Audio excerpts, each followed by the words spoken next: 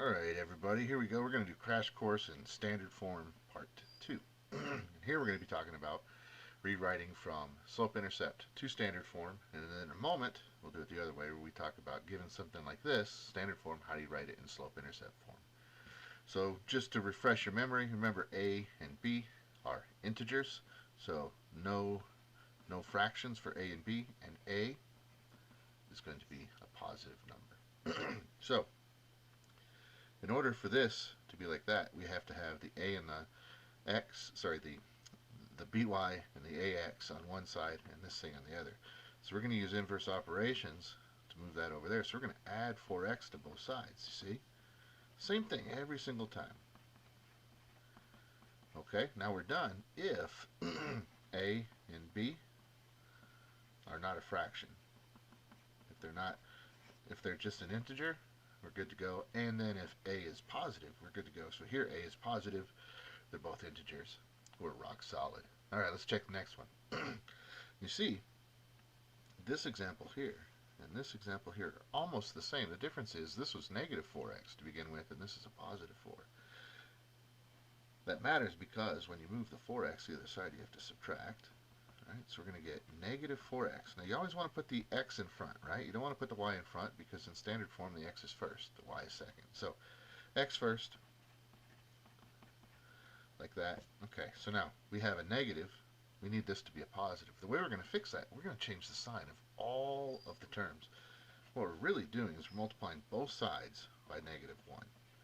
We're multiplying everything by negative 1. But the shortcut is the signs just change. So negative 1 times negative 4, that's a multiply, not a variable.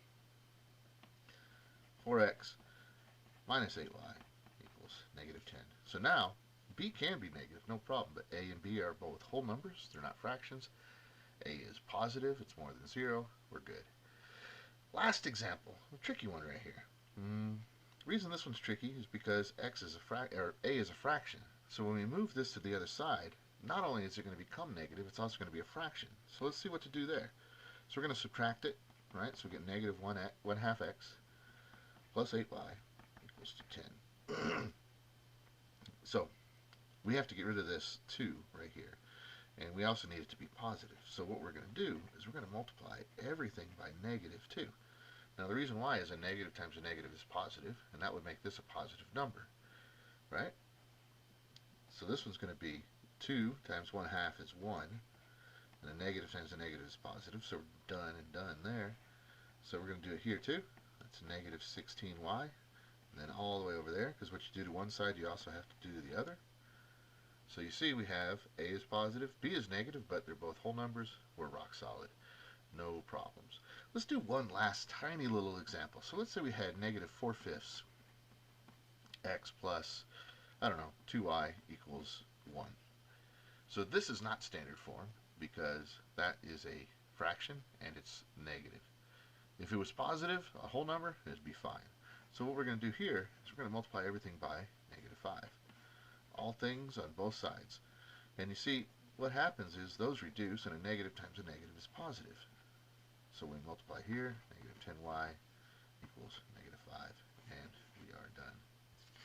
Alright, in the next video, I'll show you how to switch from here to here. We'll go the other direction.